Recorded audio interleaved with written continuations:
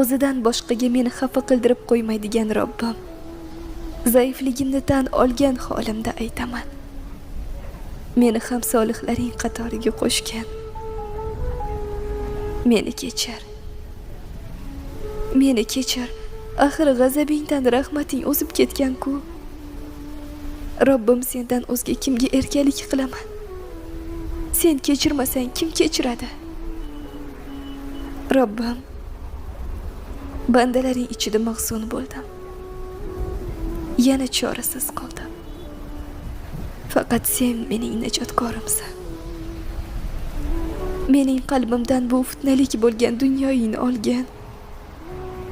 Menga ham solihlaringni lazzatidek huzurni ato etgan.